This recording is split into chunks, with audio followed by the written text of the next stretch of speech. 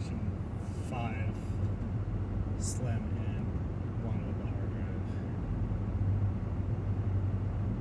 which is why I said it, which is kind of sad, is that they took away the hard drive and they dumbed it down for the masses, so it's easier to get the one without the hard drive, and it's dumbed down.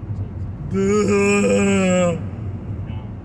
And then, since it doesn't have a hard drive, you have to buy everything online, which sometimes they don't have the rights for that game, which then they might not be able to support that type of game. So like if Blizzard worked with Xbox and then they decide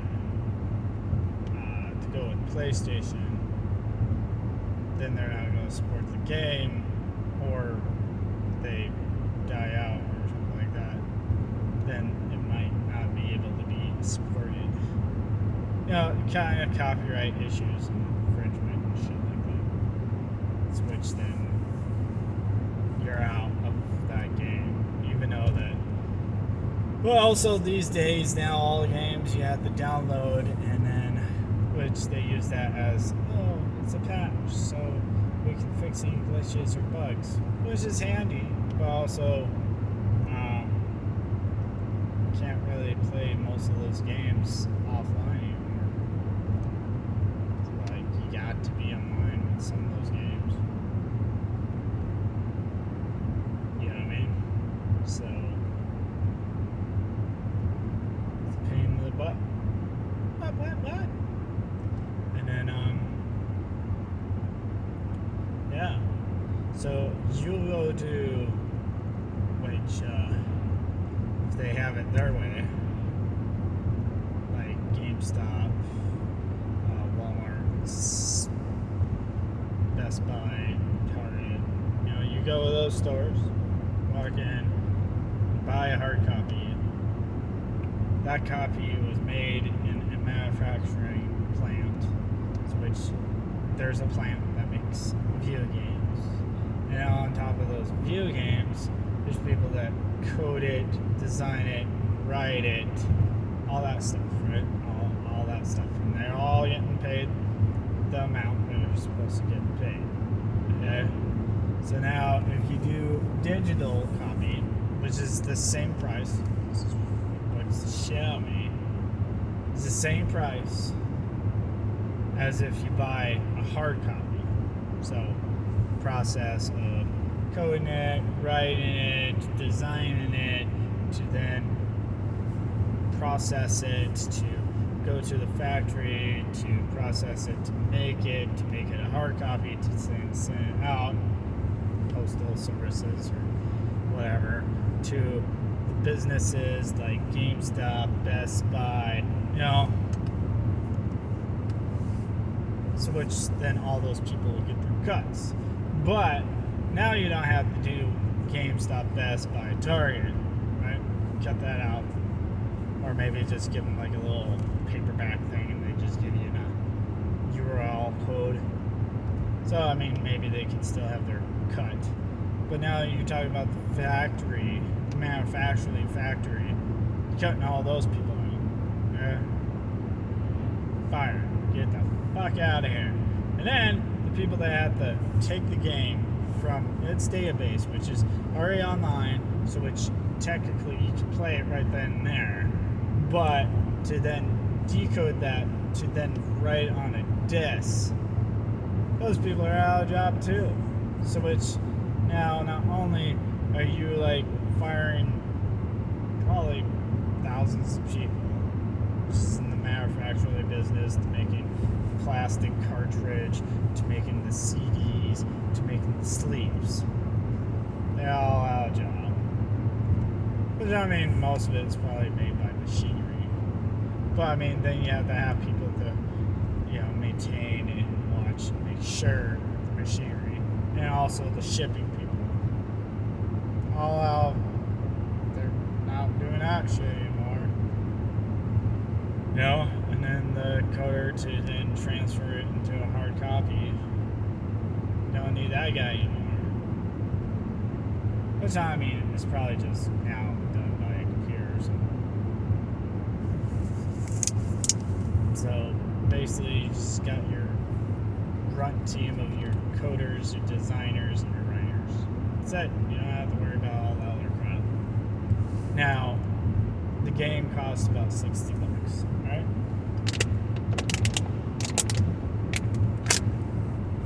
$60. Usually they'll probably make, I don't know, 1,000, well, more than 1,000, like 100,000, maybe 1 million copies. No, you don't have to do that. Okay? So if you think about that, okay, you usually do like a bundle, and you get like this nice crate, and then you ship those out to the stores. No, you don't have to do that. Have to pay for all the workers and all those things.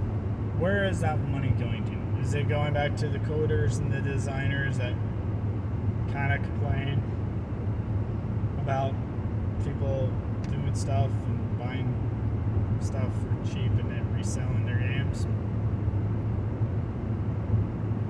No, my money's not going to them. That's going back to the corporate. It's going back to Microsoft. That's going back to Sony. Those people are getting money. Meanwhile, they sent out a console, which is quarter cheaper, right? It's like $300 per $500. So you save about $200. It's a quarter cheaper. And meanwhile, they don't have to put in a hard drive or anything like that. And now they're making you 100% guaranteed that you have to buy their stuff online. So which, basically what I'm saying is, if you buy an Xbox Series S, which is cheap, which is not fair, okay? I'll admit it, it's not fair, and they make a bunch of those, so it's gonna be kind of harder to find a Series X, because Walmart and Target and Best Buy, you know, are not gonna risk buying a heavy price or machine,